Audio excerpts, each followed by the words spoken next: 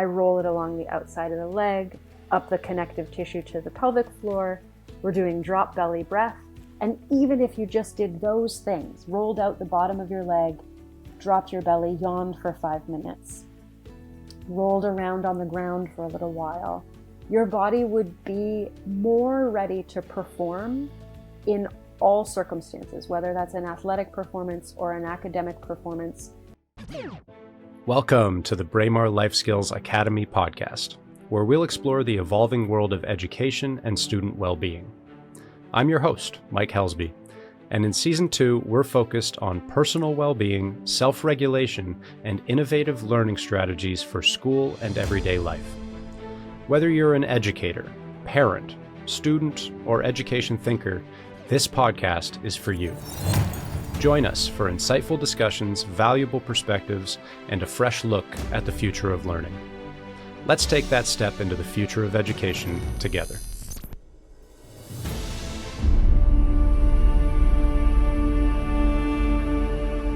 Welcome back to the Braemar Life Skills Academy. I'm your host, Mike Helsby, and I am very excited to learn from Jill Bodak today. Jill is an osteopath, a writer, and an anatomy educator living in the West End of Toronto. Jill brings the wisdom gained through 10 years of clinical practice out into the world of movement, body-based education, and what it means to be well by helping people understand what a body is, what it does, and how it works. Jill takes the principles of osteopathy and weaves them into conversations we can use to understand how sports, postures, hobbies, pastimes, meditation, breathing, and even sound all play a role in how we feel and therefore how we perform. As per usual with our guests, I really can't think of anyone better to talk about the situation of students and kind of approach their education from an angle that isn't often addressed. Jill, thank you so much for being here with me today. Yeah, thanks, Mike. I'm so pleased to be here. Let's jump right in. I'd love for the listeners to get to know you a little bit better, your background, and especially how you became what you described to me earlier as both a connoisseur of movement and a recovering exercise addict, in addition to being a writer and a speaker and a wonderful osteopath. Tell us how you got to those places in your life. Sure. Well, I will say that it's been a lifelong journey for me, which often sounds cliche, but truly I've been fascinated by human bodies since I was really, really small. So anatomy and heart rates and temperatures and, how legs work and how running works. That has been so interesting to me since I was a really little kid. And that led me through quite a journey in my own body. I was a varsity athlete. I was an avid hockey player growing up, like 14 years of hockey and tons of sports when I was young. And then a kinesiology undergrad, a lot of meditation and yoga training, and so many injuries because I learned growing up about how to go fast and go hard and be competitive and also use movement as a way to get emotions out of my body. And then by the time I was about 25 or 26, I had the kind of back pain that you see in middle-aged dads, like can't spit your toothpaste in the sink in the morning kind of back pain. Can't put your socks on when you get out of bed. Can't put your socks on, exactly. It was not a good look. And that was about the time that I went through this major transformation in the way that I understand what a body is and what it does and how it works. And that led me through my osteopathic education and a major revolution in how I choose to move my own body. And I still love sports and I still love intensity. But the mix of the osteopathic education and my 10 years now working hands-on with people's bodies, along with my own injuries and my sort of uphill battle to learn how to be in my own body differently. Those are sort of the things that have got me to this point where now I'm doing anatomy education in a way that aims to help people learn how to do the same thing. I want to talk about your work with Anatomy on Purpose, and we're going to jump there in just a second. But one of the things that you said reminded me of a conversation, one of the first conversations I had on this podcast in season 1 with a fellow named Garson Carroll. And for folks who are interested in movement and movement practices, please, after we're done being educated by Jill Bodak, go give that one a listen, because Garson's just a wonderful, wonderful soul, kind of working hands-on with students doing animal flow specifically. But in that conversation, we found ourselves drawing a pretty hard dividing line between classic, traditional, Western high-performance sports and anything that might fall under the category of a movement practice. And we started talking about things like yoga and Pilates and animal flow, etc. Tai Chi came up as well. We were not kind to traditional Western sports, as you might imagine. But what you were talking about there, playing really high-level hockey, high-intensity hockey, a sport that's known for including a few injuries and a few risks. Mm-hmm. At the same time, you were doing yoga and starting to do some meditation and practices like that? Yeah, I think I've always kind of leaned towards those Eastern mindset practices. For my own relationship with being a human being and being in a body that lives and dies, also fascinated with these practices of body awareness and tuning into breath as a way to me, like to deal with anxiety. And sports and Western approaches to movement are pretty linear in their approach to the body, very one-pointed and competitive. And those things aren't without benefit, especially for young people. I mean, I gained so much from my experience in team sports as far as becoming a productive member of society. But as far as knowing how to be at ease in my own human self, I went looking for alternatives to the Western approach really young, like 16, 17, 18 years old.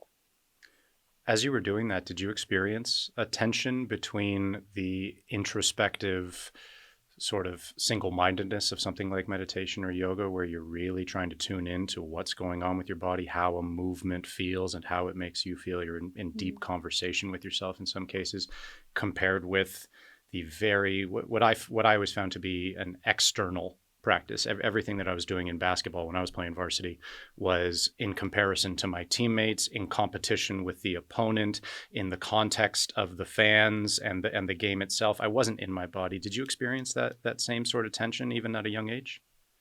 Definitely. And also, I think that, I took many courses in sports psychology, and I also kind of was an athlete at a point where visioning and goal setting and these sorts of things were starting to be implemented at the varsity level. And they felt kind of like awkward, dorky attempts at mindfulness, like really bad imitations of being embodied. And now kind of, I don't know, 20 years later sort of thing, I can see that the Western world is really often trying to assimilate these ideas, but we always end up putting it in such a commercialized box that we forget that it's for a body. And so all of the practices that I love, and I think things that can serve students most, have to steer us back to a less linear and far more tender understanding that we're soft-bellied beasts. We have a strong spine and a soft belly, and we breathe in and out.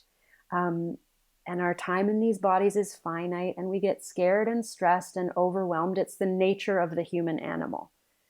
And I think that a lot of the positions that students are put in ask us to deny or dissociate from or avoid those very soft-bellied, tender human elements of ourselves. And so if movement practices can help people get in touch with, instead of strengthen their linear capacity, but instead get in touch with their more circular, soft bellied capacities. Mm. Um, I think my theory and like all of my talks are steered towards um, placing my bet that performance will increase if people can learn how to be at ease in their bodies instead of just driving tension up, up, up through linear, commercialized, goal oriented approaches.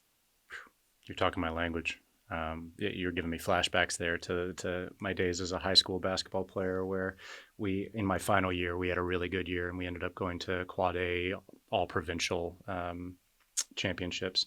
And in retrospect, very, very strangely, they brought in a sports psychologist for our team one time, one lunch meeting session, because we were going to provincials. And it was, I don't know if it was like, here's your little, carrot onto the end of the stick. Here's your little reward for doing so well, boys. Or like, this is going to give us the edge that we need.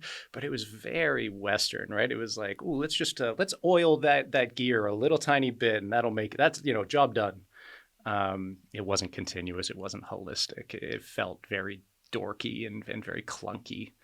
Oh, So I'm glad we talked to someone who's had that experience themselves and can kind of speak to the healthier alternatives.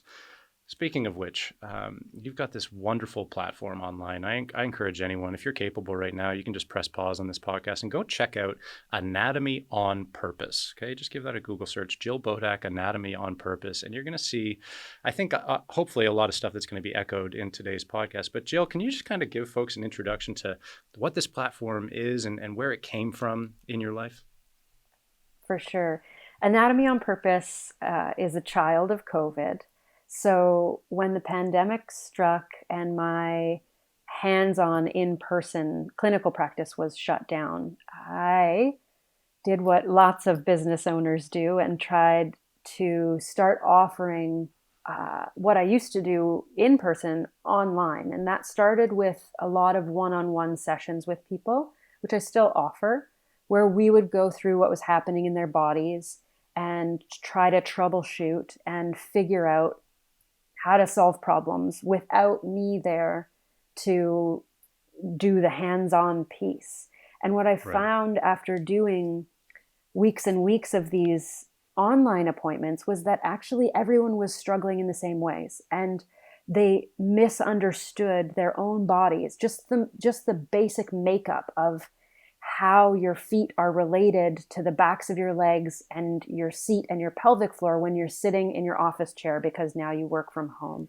Like, and everyone's struggling with headaches or jaw tension or upper back pain, new symptoms since shifting to the work from home environment. And there was so much repetition in what I was teaching in these online hour-long consults that I thought, couldn't I make a platform that could start to deliver these basic principles to people um, in a more accessible way, where you wouldn't have to make an appointment to learn about the impact of shifting, let's say, from walking to work every day and at least moving around in an office space to just rolling out of bed in the morning, opening up your computer, and all of a sudden you're at work. And so Anatomy on Purpose was the brainchild of that, and has become a really lovely platform where I offer workshops online and different webinars and shorter sessions, group sessions, for people to explore what a body is and what it does and how it works. There's quite a lot of synergy there, and I'm sure there is for a lot of the business owners out there and even the educators out there.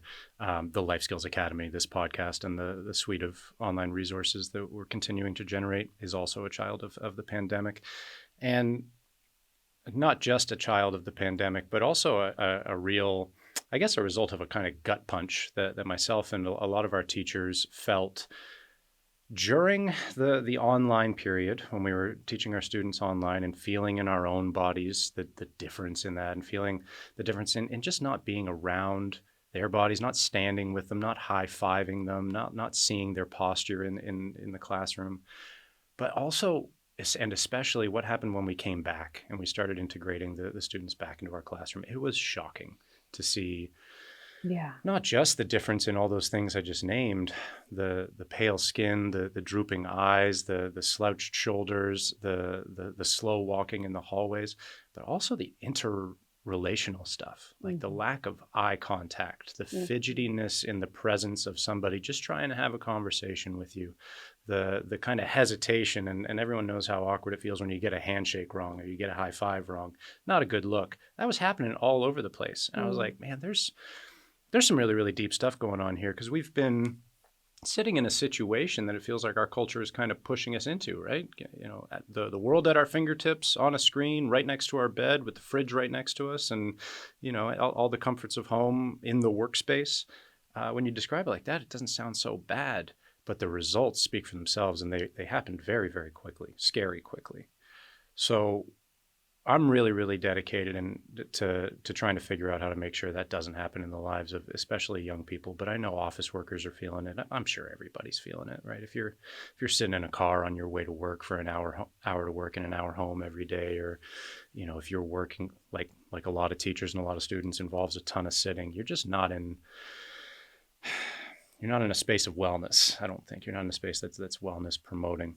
So I want to focus right now for a few minutes on how we bring holistic wellness and maybe entry points to it into the situation of that student still coming out of the pandemic, still trying to figure out what this new world looks like, and especially pointed towards ways that in a day that may not include a lot of automatic movements, that are sort of required by the external environment. How do we bring connection with the body, those basic things you were talking about, like how the foot is connected with the back of the leg, into a culture, and especially a student culture, that doesn't encourage it? Absolutely. I think that that's such radical work, Mike. And I think it was my dear friend Dina from Awakened Learning who hooked me up with this opportunity to chat with you today. And when we talk sometimes about what I do and what my role in education might be from the perspective of wellness, she often says, well, you're just reminding students that they're in bodies. And not very many people are able to do that. And not very many institutions are committed to teaching that as a fundamental property of education. First and foremost, if you're a student, you are in a body. And we have to teach and encourage students from a really young age to understand that as they go forward into the world of progressive competition and progressive performance and progressive expectation, the whole time they're going to be in a body. And so the sooner you can learn how to be in touch with that, with the fact that you are an animal and you're in a body all the time, the whole time you're learning, the whole time you're on a computer or staring at a screen, the sooner we can get that clear, the sooner we can start to deliver the practices that you're talking about. Because if you just start telling people to breathe in and out, or set a timer on your phone and go for a walk every 15 minutes, or these sort of like simplistic prescriptions that can happen if you're spending too much time on a screen, but you haven't fundamentally established an agreed upon reality that we are in bodies and they have requirements. They have bare minimum requirements in order to feel good. Then we've sort of missed the mark. And when I say feel good, what I mean is, if you're in a learning environment and you haven't had an adequate amount of breath and movement of any variety, your brain doesn't work as well. You can't receive, absorb, and assimilate information if you're distracted by a tight or aching or restless or uncomfortable body. It's like background noise. Like, we have to tend to the physical bodies we're in if we expect any kind of mental performance to happen. Yeah, that's a piece that's so missing from so much of our education world of assumptions, let's call it. Um, I, I I first kind of got switched onto this by a fellow named Dr. John Rady, whose book Spark, I think the subtitle is the Revolutionary New Science of Exercise and the Brain.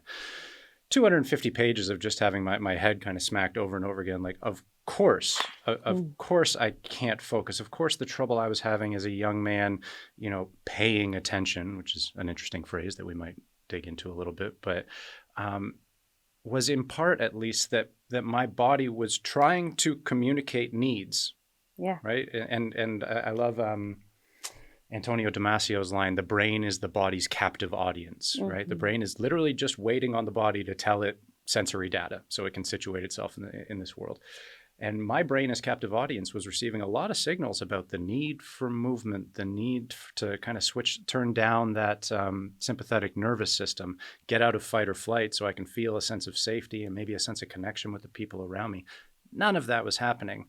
And I couldn't figure out why I couldn't pay attention to this, top-down lesson that was being handed to me in a classroom. I was deeply out of connection with my body, right? I was ignoring it and it was screaming at me. And I think that's the case for a lot of students.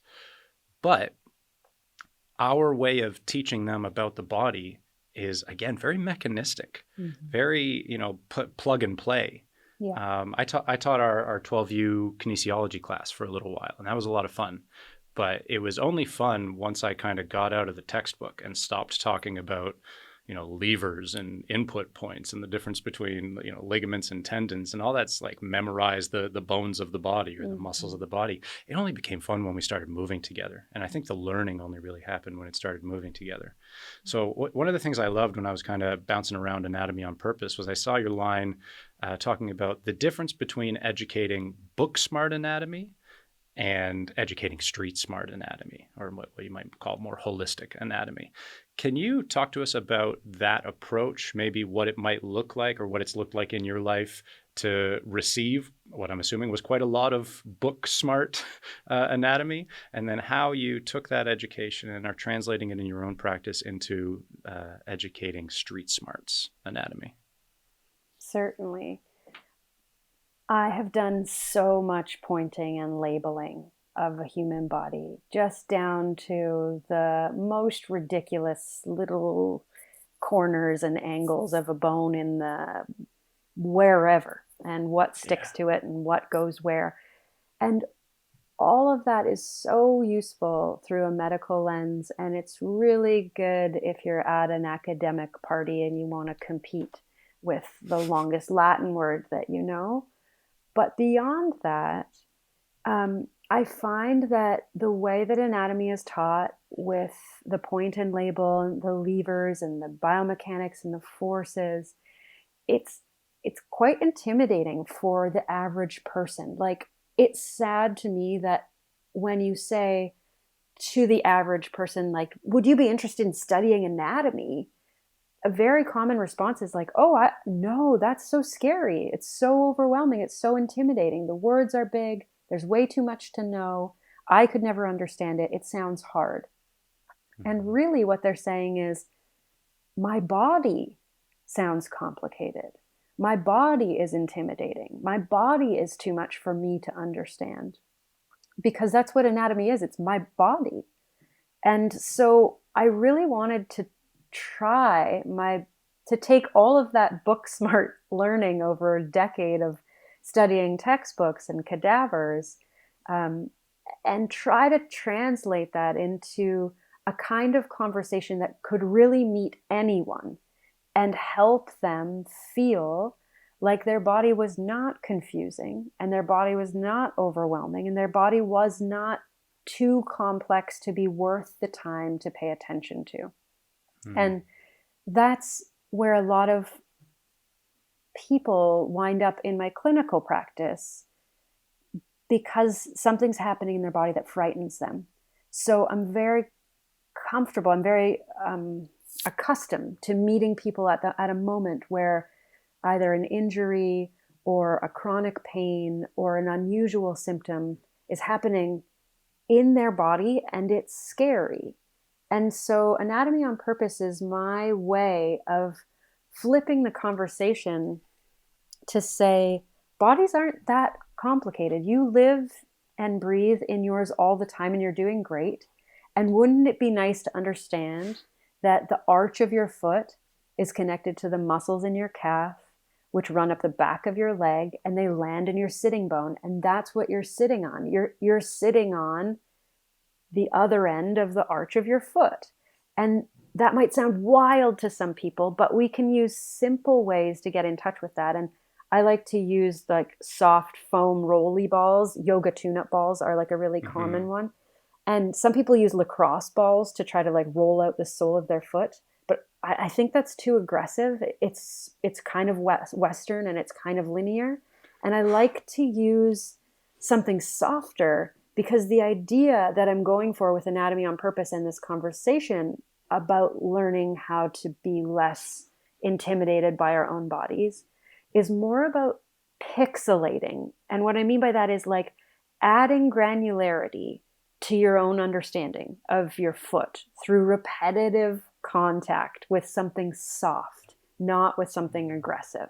And that's sort of the distinction, I think, between exercise and movement practice, or between fitness and wellness. Mm-hmm. It's interesting. In prep for this podcast, I'm realizing in this moment that I had a very competitive mindset when I was, prepping for this, and I wanted to make sure that I could, go blow for blow with Jill Bodak and use all the right terminology. Sometimes I think now that like our education set us up just to like be the best spoken person at a cocktail party, but and is that what we really want? I was prepping for this, and I was listening to Ido Portal, who, as far as I understand, is one of, if not the world's most respected movement practitioners / scholars. He's something else. Listening to him, but when you mentioned granularity, it triggered something, a reminder of something that he said when I was listening to him, that our bodies are by far the most high-tech things on this planet. Mm-hmm. When you talk about the brain-body connection, there's nothing that even comes close. And he was kind of trash-talking the Boston mechanics folks who were building those robots. And he said, the more high-tech you can make your body, the lower tech implements and practices you can use to explore it and develop it, right? So when you're at a very low level of granularity in terms of your understanding of your body, you have to use higher tech implements and external forces. You get into this high level granularity and you're talking about like being able to get a full workout out of a ball, mm-hmm. out of a stick, out of a railing, out of a wall, right? And he talked about some of the examples of that. I'm also really, really glad that you mentioned the lacrosse ball being maybe a bit too hard.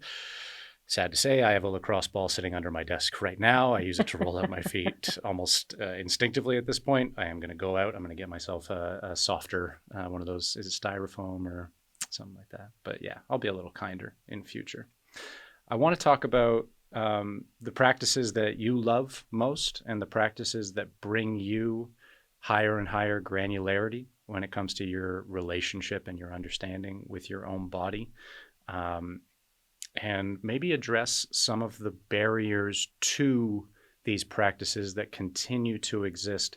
I'm thinking of anything, really anything outside of the world of traditional sports, sometimes thought of as supplements to those sports, but we can start with yoga, dance, Tai Chi, calisthenics, Pilates, the stuff that Ido Portal does that I don't even know what to call it. He's walking on railings and just doing like cool balance work and foot strengthening stuff. What are your favorites? How'd you get into them? And why is it that these movement patterns and practices that bring so much goodness and holism to our lives still have barriers to entry in our culture?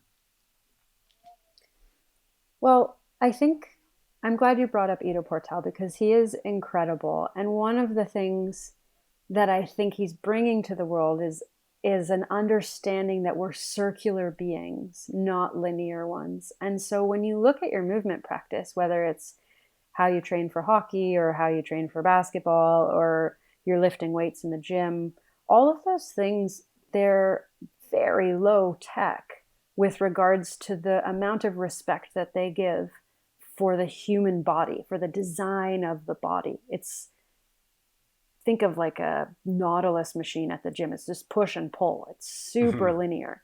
And Ido Portal is bringing the idea that we are angular beings who do arcing movements. And when you are an angular being that naturally produces arcing movements, then a lot of the mainstream sport-related stuff starts to look kind of archaic. And that's where the dance and the Tai Chi and the animal flow and the rolling around on the ground, all of those things, they came to me after years and years of linear movement. And when you're a young person, kind of the way that you learn a sport or a movement when you're 8, 10, 12, 14 is you just do more of it. If you want to be a good hockey player, you do more hockey. If you want to be a good gymnast, you do more gymnastics. If you want to be good at the thing, you do more of the thing. And then what happens when you hit 20, 25, 28, 30 is really upsetting for anyone who's athletic, because if you want to be better at hockey when you're 20 or 25, it's not more hockey at that point that's going to help you. It's learning how to interface with your angular, circular, soft body in more creative ways so that you can establish pliability in your movement as you age. It's different than being young and skill acquisition. Longevity and elevated skill performance has everything to do with all of those other movement patterns that you're talking about. The dance-based ones, the martial arts-based ones, the circular movements that are missing from the ways that we train in the more like white bread sports academy type way. Yeah. I want to answer your question, Mike, directly around my own movement practices, because Great. they've evolved out of all of those influences. So I want to be able to run. I want to be able to lift heavy stuff. I want to be able to climb things. I want to be able to play beach volleyball. I want to be able to be in a hockey league.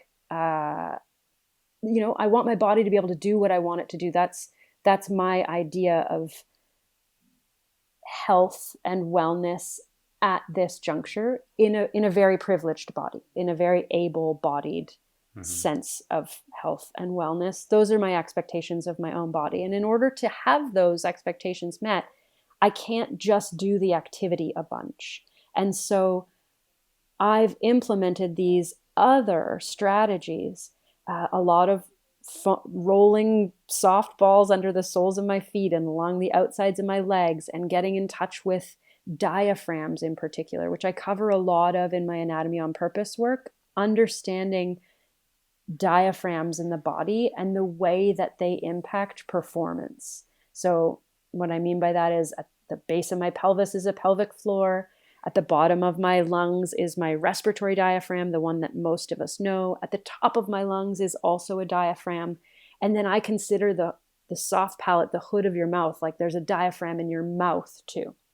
And so I have movement practices now that I've drawn from Ido Portal, from animal flow type movements, from doing a lot of boxing and martial arts type movements. Yoga is like, ask me about yoga another day. Okay. Yoga is a thing that has so much to offer and gets so misrepresented that I'm often cautious of telling people that that's a part of my practice. Anatomy on Purpose uses the principle of slide and glide over stretch and strain, which is basically makes it sound like I'm anti-yoga. But what I think needs to happen in people's understanding of movement and how to take it into their own wellness, how to reclaim it for themselves, is that slide and glide over stretch and strain is what we're after in all at-home adjunct movement practices. Stretching things out isn't going to solve the underlying issue of why you feel tight or tired after school, of why your headaches won't go away, of why your back is sore, of why you have plantar fasciitis. Stretch and strengthen won't do it. It's going to be slide and glide. Is that clear when I say that? Do you know what I mean when I'm after that? It is to me, and for unfortunate reasons, I do want to raise up that idea and make sure people hear it loud and clear. Mm-hmm. Slide and glide over the kind of classic. I imagine the hamstring stretch as like the sort of quintessential stretch, right? Like Yeah, grab your toes, pull yourself forward as hard as you can, feel that sort of burning, tingling sensation in the back of your legs, and do it until you don't feel that, I right. guess. That would be sort of the opposite of what you're talking about. Yeah, And what you're talking about is it's more process, right? It's more yeah, the body is moving in those arcs, in those fluid patterns that it's designed to move in, taking into account the things like the pelvic floor, its relationship with the posterior chain, its relationship with our very interesting spine, which I've been told we use as a lamp post when we should be using it as a clothesline. mm-hmm. Um, so lots of interesting stuff there. I want to bring forward something that you mentioned to me in our prep, which is that in your daily preparation to put yourself in position to play beach volleyball or go rock climbing or go Mm-hmm. for a run, right? You're a diverse athlete. Mm-hmm. You do something called warming in the morning, as That's right. opposed to what many people would recognize as warming up. Can you Mm-hmm. talk about what warming in is, and maybe as much detail as possible for a young person out there or anybody out there who may want to imitate this practice? Yeah. I wish everyone could learn this, and I wish they could learn it 20 years earlier than I learned it. Mm-hmm. Because instead of thinking that movement practices need to become the new way that you move your body, like, oh, now I have to do this whole other thing called movement practice, what I wish we could do is offer this idea of warming in instead of warming up. And warming in is a practice where I'm basically waking up in the morning and I'm using the same set of movements or techniques to figure out how I am. And I think that a lot of young people go into activities like they go to Wednesday night basketball or whatever, or rec league soccer or something. And they just sort of like get there, put their shoes on, pull their knee up to their chest a couple times, and they're like, I'm warm. And then they go out and they do the thing. Um, and my deep wish for all people in bodies, because we are soft bellied animals, is to take a minute before you expect your body to do something, which could just be your regular day. It could be before you expect your body to go to school, or before you expect your body to catch the bus, or before you expect your body to go for a run or any other activity, that you have like a 5 to 20 minute repertoire of movements that at the end of that 20 minutes, you haven't stretched and strained a bunch of things, but instead you've used the movements to figure out, how am I right now? And so warming in is my practice that I've been teaching online and Anatomy on Purpose for several years now, where we go through a 20-minute routine of how am I right now? And it starts in the soles of the feet. We use little yoga tune-up balls, but you can use tennis balls or anything softer than a lacrosse ball. If you have only a lacrosse ball, fine. Heard But you loud and clear. but I like the softer, like dense foam balls that have a little bit of squish to them. And warming in starts with a breathing practice that I call dropped belly breath, where we learn how to soften our bellies and breathe through our mouths down to the bottom of our pelvic floor. The breath is in and out through the mouth. Everything I'm saying right now is very, very controversial. So I was going to say that's goes against a lot of the nose breathing that I've been encouraged to do, and yes, especially some of that vagus nerve stimulation stuff that comes with it. Maybe totally. this isn't the place to get into the difference, but it's good to note that controversy. Totally. And so I come from the world of voice and sound. And I really believe that a well body is capable of making sound.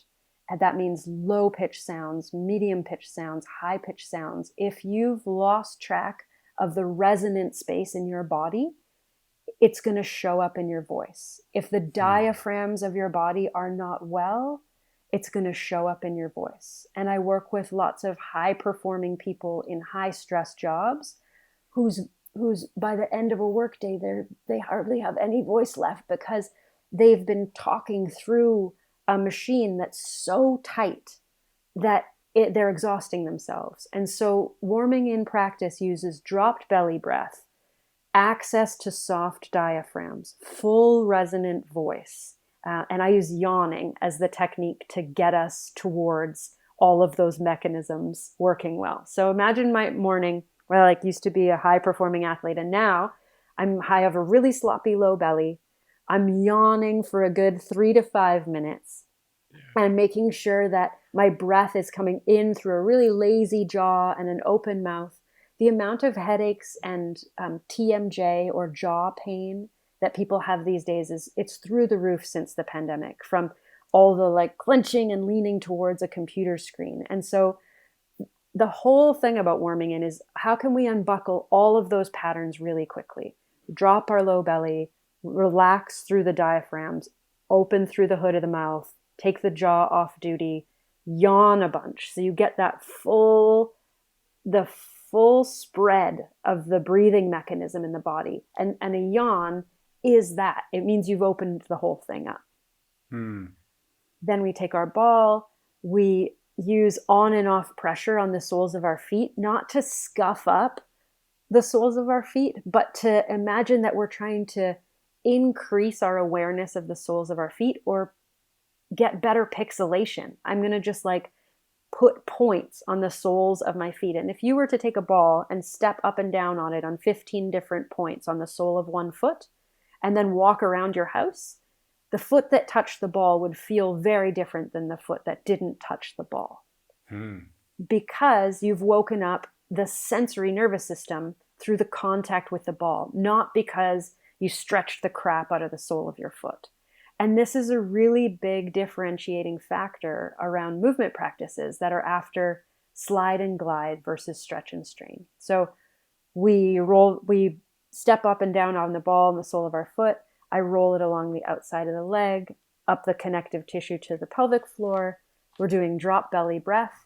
And even if you just did those things, rolled out the bottom of your leg, dropped your belly, yawned for 5 minutes, rolled around on the ground for a little while, your body would be more ready to perform in all circumstances, whether that's an athletic performance or an academic performance or a domestic performance.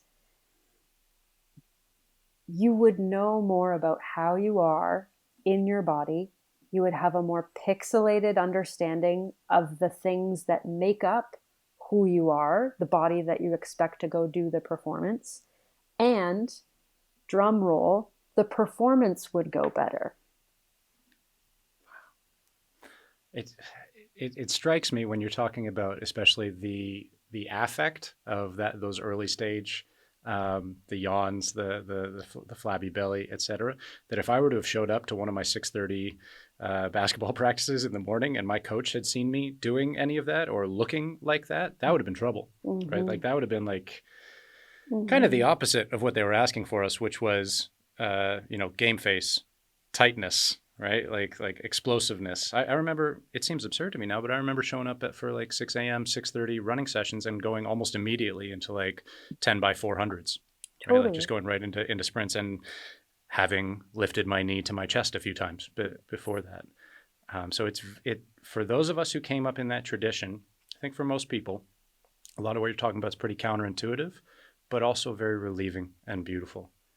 It's totally against the rules and what I'm talking about. And also, it makes no sense that if you're going to do a performance or a sport that requires a lot of explosive tension, like sprinting or basketball, that tension is the state that you want to build into the body in order to do an activity requiring tension. It's just adding tension on tension on tension, which is a great way to get injured.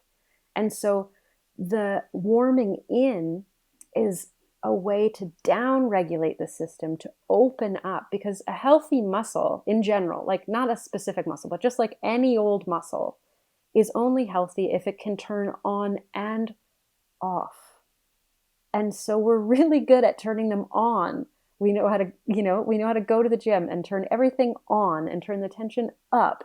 And if there's a lot of tension, we pull on it, which is called stretching, which doesn't make the tension go away at all. It's just putting the tension on tension so it feels less painful. And so what I'm saying is actually the antithesis of that.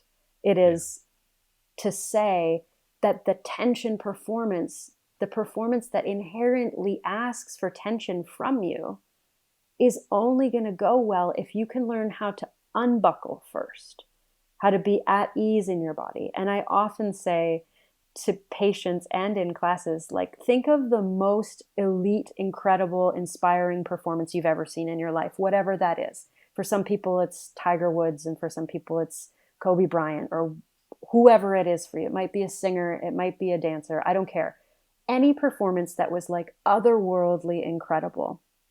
And if you were to interview that performer at the end of that performance, none of them would ever say, I achieved that performance because I was so tense. Yeah. I was unbelievably strung out, and everything was as tight as it could possibly be. All of those incredible accomplishments happen in states of ease, actually. And the ease is accomplished through an incredible amount of granularity in the relationship between what the person is thinking they want to do and how clearly they understand and see their own body. It strikes me as like a process of almost like waking up, like different parts of the body waking up and becoming more and more alert, which in retrospect is the opposite of a lot of what I was doing and what my teammates and fellow athletes were doing when we were trying to achieve our highest performance, which was shutting down, shutting up. Right, like I've got cortisol shots in my hip. Like I've worn ankle braces for months on end to repair sprains and breaks. Like these are tight, stiff, strict, again, linear ways of dealing with a deeply integrated, complex, and beautiful machine that, as you're describing, can be felt and understood at almost infinitely deep levels. Like you, at a certain point, you wonder, like, how far can I go with this awakening, with this awareness of like my nerve endings, right? The ability to be like a concert pianist and manipulate with extreme dexterity and feel every one of those movements. I'm getting excited just talking about it, but also very, very frustrated to know that I spent the most plastic years of my life not knowing this stuff and kind of doing the opposite. In our prep talk, we were talking through a lot of these different dynamics, and you were really emphasizing to me the need to understand limits, which again is the exact opposite of what I was taught to do growing up as an athlete. I was taught to push through my limits, right? Ignore the pain, right? Go somewhere that you didn't think was possible to go. Our coaches used to tell us about the 40% rule, right? When your brain's telling you that you're completely exhausted, you're only 40% of your capacity exhausted, right? You got double or more to go, right? If you're not running out of the gym to go throw up in the garbage can, you're not working hard enough. Like that was my upbringing. And to give those people in that world credit, there's real collegiality, there's real belonging and teamsmanship to be found in some of those pursuits. It can be really cool and really inspiring to see how far you can go with a group of other like-minded people towards a single purpose. Not every day though, right? And certainly not without having woken your body up to the fullest extent that you can. So I mean, can you talk to me a little bit about the importance of understanding limits, how learning the limits of your body is also a component of being well, and how, especially how that applies to the lives of young people who are being told to break through their ceilings and push through their pains every day? Yeah, I mean, you're kind of talking about trauma bonding, Mike. Like, Whoops.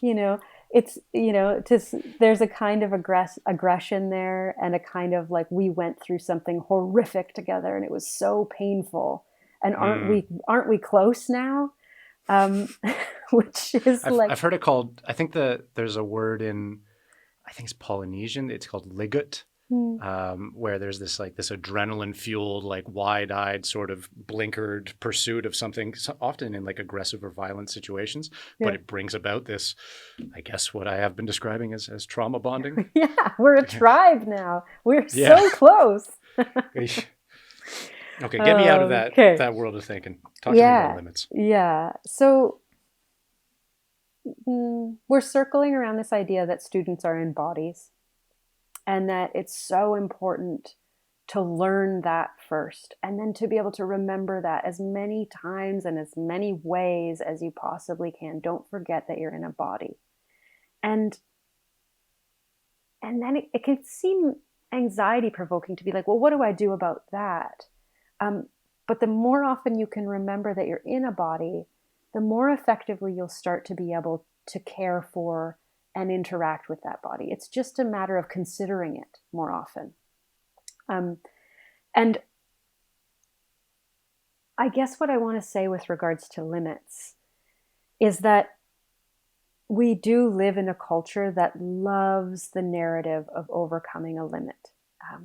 We love to break through glass ceilings, and we love to know that we can exceed expectations, and that the sky is the limit, and shoot for the moon, and all of these sorts of above and beyond type things. Be David Goggins. Yes. And what does students a disservice by feeding that narrative constantly into a body is that it denies the soft-bellied truth that we are natural things and that everything in nature has a limit. It can break, can get old, can get ill, it dies, that we're living things. And it's a little bit controversial in the sense that people will say, well, that's very anti-capitalistic. If you remind everybody that they'll one day get old and get ill and die, then no one will go to work and no one will get anything done. Isn't that always the argument against the pro-capitalist argument? Just like, this is the only way we know how to motivate humans. Exactly. But ultimately, if we forget that we have limits, we deny our own humanity. And I actually believe that young people have extraordinary capacity for incredible accomplishments, and that they will be more amazing if they can happen within the healthy boundaries and limits of what their bodies can tolerate. And that if we can strengthen performance inside of a body that's at ease, that these bodies will last longer and will feel better and will age better and will become better 30-year-olds and 40-year-olds and 50-year-olds. If you can go into those middle-age years knowing that you are a being in a body that is finite, you're a being in a body that has limits, then you also become someone people can trust, Like, we love the friend who will go above and beyond and do absolutely anything all the time, no matter what, for us, who has no limits. That's amazing. But we can't really trust them we can't really trust them to say that's enough. Like, it's actually so grounding. It's so healthy for us to demonstrate that for ourselves and for one another. And it has to do with our relationship with something that scares everyone, which is our mortality. That we're fragile things, and that's scary. But to pretend that we're not that isn't going to get us the outcome that we're after, especially in the long run. That when you were talking about limits and what happens to the body, I was thinking of that the great story of the beginnings of Siddhartha Gautama's enlightenment, when he first leaves the palace. And I think he leaves 4 times, and in 4 different cases he sees examples of, I think, crime, aging, sickness, and death, and in the realization that those are realities and that the world is not an eternal place, and it's this Panta-Rhei idea that all is change all the time. He goes out seeking for more, and it is in fact sitting under a Bodhi tree without eating or sleeping for, I think, 6 days, according to the story, that he achieves enlightenment and transcendence. It's the exact opposite of the capitalist ethos, right? Like this is a man who looks at the reality of the world and finds motivation in it to discover more. And the discovery process, it happens in what I think from the outside looks like a state of nothing, right? Doing less, at least, doing radically less. But these ideas are really hard to talk about, especially to young people. It's been said in a lot of cool ways that there is no death in youth, right? There's no real awareness yet of, the body for them is something that's only gotten bigger and stronger and more capable and into the teenage years, more sexual and more relational.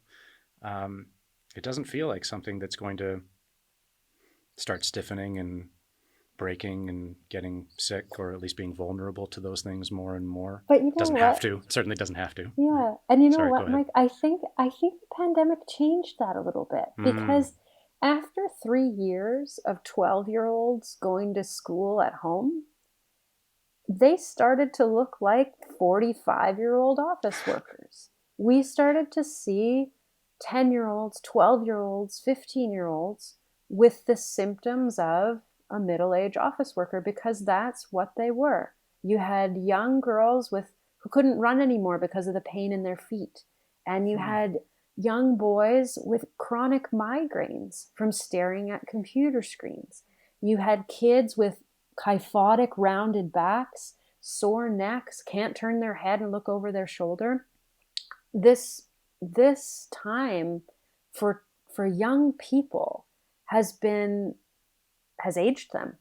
Yeah. Has aged them. And I think I have a theory that because of the impact of the pandemic and because of the change in the amount of movement that the average young person is being exposed to now, there is more awareness around bodily pain, posture, screen time use in young people than there has ever been before. And I see them in my office. I see them in my office trying to solve the problem of why they feel so old when they're so young. And I don't think that that's as rare as it used to be. I don't think it's as tough a sell as you'd think anymore, for a person in their late teens or early 20s to understand what I mean when I say, when your feet get sore when you sit for too long? It happens. Yeah. Well, I'm happy that these conversations are maybe easier and more accessible for young people because of that. It's really, really sad to hear that these young people are missing out on one of the coolest parts of life, which is basically being a young person who can absorb a lot of really like dumb experimental behaviors. Yeah, to feel invincible. Right? Yeah. Like I miss that. I would give anything to be back there. Like Yeah. I'm going to talk to you after this about maybe getting a few sessions with you, because waking up in a 30-something-year-old body is not the same thing as waking up in a 17-year-old body. No. And so it's sad to hear that gap is closing. What are your approaches when you're meeting these young people who are maybe getting an earlier than before firsthand experience of mortality? Yeah. Well, we have to have very real talks. We talk about how much they're reading, or how much of that reading is happening in a book, and how much is happening on a phone, and how much is happening on a screen. Those are really simple questions that I ask most young school age people that come into my office. Just talk to me about what you're looking at most of the time. And then we talk about how much they're moving. Is there a sport? Is there a hobby? Is there an activity? Do you walk to school? How often do you run? And you'd be really surprised to hear how many young people don't run at all anymore in their young bodies. And then, we talk about pain, and I say, how old are you again? And the kid will say 15. And I say, well, you're way too young to feel that bad in your body. So we talk about how we can shift small things about the way that life looks for a 15-year-old. If you're spending a lot of time on your phone or a lot of time on your tablet or a lot of time on your computer. And we talk about tummy time sometimes. Like, is there any way that you could spend some of that time at least lying on your stomach instead of sitting on your bum? Just to try to get the spine to open up into a longer position instead of the one where we're just rounding forward all the time. Yeah. And we talk a lot about warming in practices, about, what would it look like if you were to put a ball under your feet while you were doing that? What would it look like if you were to lie on your floor and roll around for a while you watched that thing? And that's the starting point, I think. We talk about pain, we talk about posture, we talk about habits, and we talk about, what kinds of things we could do to feel not so old in a body that's still quite young. One of the things that I really, really admire about a few different progressive education models, but especially Waldorf education, is the emphasis on play, especially unstructured play and early years play. It strikes me that, I get an email once every quarter from an esports business that's trying to convince me to bring esports to my school in a more meaningful way, trying to convince me that this is the next wave of sports and student engagement or young person, teamsmanship, all that. And they've got their rhetoric pretty tuned to what educators like to hear. But I'm never going to stop being skeptical of that stuff. Like if it means that the kid's going to be sat again in that position, which is something like our defensive position, right? Like you keep calling us soft-bodied people. All of the important stuff is in here. And so since time immemorial, the position we adopt, if anyone's watching on YouTube, like it's hunched shoulders, right? Try to get that the elbows around the rib cage, right? Try to get those hip flexors nice and tight and kind of suck everything towards the middle. I think, enough truck drivers, enough farmers, enough teachers have spent decades in that position to know it's deeply problematic. Are you seeing ways, or are there ways that you're introducing, especially in these kind of classic settings, school settings, seated work settings, where we can introduce play and playfulness to our lives? I hope so. Not esports, mind you. No, not esports. I think you're tapping into something that's so important. I think it's a question that we all need to be asking in whatever places or spaces we interface with young people, is in what ways have we forgotten how to play, and how can we start to bring some of that playfulness back? And in my office, it's as simple as teaching kids how to be on their feet again. Like we talk about how a foot works and what's a foot supposed to do when you push off with your big toe and you land on the outside edge of your heel. And we could do that over and over again, just back and forth. Land on your heel, push off with your toe, land on your heel, push off with your toe. And sometimes for a 10-year-old, that's actually all it takes to solve all of their postural issues. The beautiful thing about young people is their bodies are so desperate to be well. Like they're brimming with vitality. So it doesn't take a lot. And, moving from heel to toe on your foot, it looks a lot like boxing, but it also looks a lot like dancing. And it can look a lot like how different animals move. And so depending on the age of the student or the age of the young person you're interfacing with, you can get up and away from your screen and you can spend time dancing or boxing or being animals, all to disguise the fact that we're just trying to use our human feet the way that they were designed to be used, because they're just sitting there not being human feet most of the time that we're learning.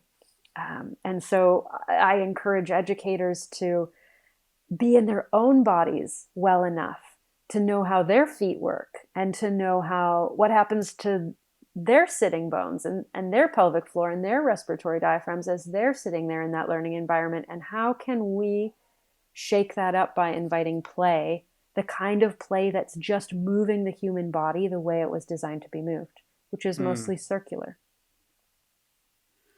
I got to give another shout out to Garson Carroll working in Toronto on animal flow. He showed me some really cool things you can do just laying down some mats. We would literally just lay down like maybe a 50-foot by 50-foot square of mats in our great hall at Braemar. And he would teach a few basic animal positions, right? So you're in tabletop with your knees just kind of hovering an inch off the ground, or you're in crab with arms back and kind of holding yourself in that crab-like position. And once the students knew a few moves, he would be at the front and he would start us off by yelling out an animal's name. And we would have to approximate that animal's position and then try to move like that animal. At first, it's very, very unnatural and clunky. It gets fun and it gets smooth way quicker than you'd think, even for an old fogey like me. And then he was talking about some of the stuff he does with younger folks. I'm thinking like 5 to 10-year-olds where they have a ton of fun. Like he'll just start making animal sounds and they have to identify the animal. Or he'll say, how do elephant families walk? And the kids have to figure out, oh, right, they walk in a line. And like kids will start trying to, like grab onto the leg in front of the other kid. And it becomes a bit competitive. How do monkeys move? Well, you got to get down in that really deep hip squat and kind of find a way to be sort of silly and lateral. And it's so much fun. I found myself having a ton of fun and not realizing that I was getting one of the best, quote unquote, workouts of my life while doing it. Another really cool idea, again, I'm repeating our shout outs today, but Ido Portal was talking about he really doesn't like the traditional gym setting. So when he is going internationally to do his talks or his workshops, he just brings his, he'll have like a weighted vest or a weighted bag. And I know some folks will call this rucking, where you put a weighted bag on and just try to walk naturally. He'll go into major city centers. He was talking about Hong Kong, and he'll say he'll put like a 30-pound, 40-pound backpack on, and he'll go into the main downtown core and try to walk through the streets and explore the city and take it in and enjoy the vibe while not touching anyone. So he's just playing a little game with himself, right? Like, and you can imagine this very cool mover. If you haven't seen him, check him out on YouTube because the way he moves is so cool. It's so fluid. You can imagine this kind of street ninja, just like, walking around, avoiding people while carrying this heavy thing, getting a great core work, doing work on his legs and the musculature, but also being very, very natural and having fun in his movements. If you've ever seen like Baby Driver and you see the main character kind of jam into his tunes, walking through the street and turning it into dance moves, there's all kinds of ways that we can introduce this attitude and the movements that come with it into our lives. If we can get past a couple barriers, but the one that stands out to me is the sort of insecurity in front of the gaze of others, being thought of as like silly or childish, right? You imagine walking down the streets of Manhattan doing a couple dance moves, and the thing that immediately comes to mind that would stop me from it is, oh, people are going to think I'm weird, right? I guess I'm just talking now. I'm not really asking any questions, but I wonder how we can get out of that attitude and get back to the silliness and I don't know what word there is for it, but there's an attitude that accompanies free movement. And maybe you can just jump in here and help me kind of figure this one out. How do we get out of the rigidity, the linearity, the segmented view of the body and into that light-hearted place that is the place of soft bellies and soft diaphragms? I think the way into that mode is in. It's inward. And so even the sort of the anxiety or the self-conscious thought about what's happening out there, what are other people thinking about me, the practice itself is to get out of that consideration of what's happening out there. And so any time that you can do a movement practice that's circular and repetitive, even if you just swing one arm back and forth, like if you were to stand up and take your arm and just swing it like bowling ball style, back and forth, full range, and like let it have some bounce. If you were to do that for a solid minute, it would shift you out of the mode. And then in the beginning, you would be like, this is silly. And then this looks weird. And then as the body gets that, the body loves rate, rhythm, and repetition, right? It's why we rock babies. Our nervous systems are soothed by rate, rhythm, and repetition. And most of these movement practices that we're talking about, they have some element of rate, rhythm, and repetition. and they're circular. And when you're talking about like the self-consciousness, or like how do we get into play mode, it's by going in and towards an attention of the feeling of rate, rhythm, and repetition. And then you can't like, you can't go and grab playfulness, and you can't go and grab safety and be like, I'm going to feel safe. Like, feel safe Yeah. right now. It You doesn't can't work take a that way. safety pill. It Yeah. doesn't work that way. It works from the inside out. My body starts to tell me that I'm safe as I do the practice. The practice is what's affirming the slow, circular, repetitive movement is what's affirming that this is safe and it feels good. And from that place bubbles up all of those lovely qualities that you're talking about, the silliness, the playfulness, the wonder, like to walk through Hong Kong with a heavy bag on and not touch anybody.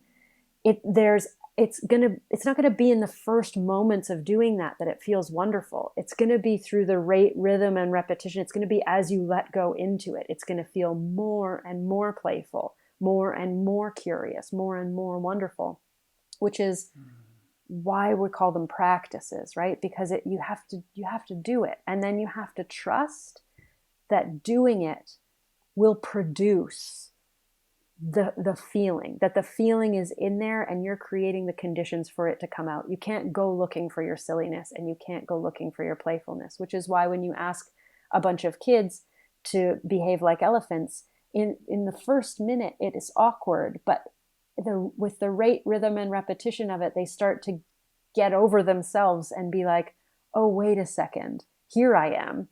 This feels really good. Hmm. I know if anyone's listening to this, if they're feeling the way that I am, there's a lot of inspiration to be found and a lot of liberation to be found in the ideas that you're expressing and the attitudes that come with them.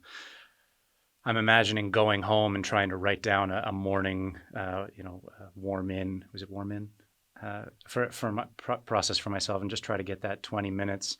And I'm immediately struck by, well, I'm going to have to look up a few resources, right? I'm going to have to find some things that work for me, and I'm going to have to use some role models to do that. A couple guys that come to mind who I've only discovered recently, but who've been really helpful. Tom Morrison is an Irish fellow who's got all kinds of like short, easily digestible videos on YouTube. He's a physio, and he talks about, his brand is Have a Wiggle. Right. So he talks about at any point in your day, right? Like including immediately when you roll out of bed. Can you use your bed to just have a little wiggle, right? Can you arch your back up over the edge of it? Can you get a little deep stretch in those hip flexors? Can you get some shoulder round circles going? Like anything, just have a wiggle, right? And so I'm trying to introduce that to my life. When you were talking there about going through the city, the thought of parkour also came to my mind. And watching the great, I think, founder of parkour, David Bell, if you've ever seen a video of him walking through the streets and he's giving an interview, and as he's walking, there's a bench and he's still talking, he's still giving the interview. He hops up on the bench, jumps off, does a little tuck roll. Next thing he sees a tree, wanders over to the tree, does a big jump, grabs the tree branch, swings on it a little bit. He's incredible. So he can swing into like a gymnastic backflip gainer or whatever. But even just the ability to like, go like take a running jump off a wall, or hurdle that implement right there, and making your environment something that's a bit more fun. I'm really thinking about that and trying to introduce that to my life, but I know you have a wealth of resources that far exceeds mine, and maybe we can just take a bit of time now for anyone out there who's trying to build any of this I don't want to call them practices anymore, any of this approach, this attitude into their life. Where are some places they can start? So there's so much out there on the internet right now, and that's wonderful and sometimes overwhelming. I Mm-hmm. think that we've hit on some really important ones. I think animal flow for young people is beautiful. I think there is MoveNat, which is movement natural, sort of squashed together. Excellent resource for looking for different ways to understand what moving or fitness could be in an athletic body. I really like GMB Fitness. These Okay. guys are all about body autonomy. Like, what would it be like to be sovereign in your body, or to just like really own the machine that you're in? They use some animal based movements too, and I think it's really safe especially if you've had injury in your life. Ido Portal, we touched on. I love the different ways that the world of Pilates is evolving to address health and movement. A good friend of mine, Petra Fisher, does amazing things with this. And I'm also a big proponent for including your voice as part of what it means to be well and understand your body. And I study with a teacher named Fidesz Kruker, who teaches emotionally integrated voice to people of all ages. And those are some places to start for some really good things to gnaw on. I hope people heard every one of those. If you missed any of them, they are going to be in the show notes linked below. So check them out. If you want to check out more about the wonderful Jill Bodak, Jill, where can people find you online and engage with you further? JillBodak.com is the website that sort of houses the umbrella of all the things that I offer. So if you go to JillBodak.com, there'll be options to look at my book, my clinical practice, and then a link, I think most importantly, to Anatomy on Purpose, which is the online education platform that has some blog posts about yawning, some YouTube videos about how to get that breathing practice going for yourself. It has a lot more about these sort of countercultural ideas of unbuckling your belly and different ways of moving. And it also has a warming in workshop that people can purchase and work through on their own. I sure hope people do, because that distinction between wellness and fitness is really front of mind for me right now. And I'm going to call you a wellness guru, if you don't mind. We need more wellness gurus out there, like Jill Bodak, kind of emphasizing these approaches and attitudes. You can call her a connoisseur of movement if you want. She's not an exercise addict anymore. She is the writer and speaker, the author of the recently released memoir, Loved into Being. And as you've heard for the last hour, just an almost never-ending wellspring of knowledge and grace on this topic. Jill, thank you so much for sharing all of that with us today, and just really looking forward to seeing the influence that you're able to continue to have in the future. Keep it going. Thank you so much, Mike, and thank you to the listeners. Don't forget you're in a body. With that, this has been another episode of the Braemar Life Skills Academy podcast. As always, looking forward to more conversations of this quality in the future. Thanks for listening.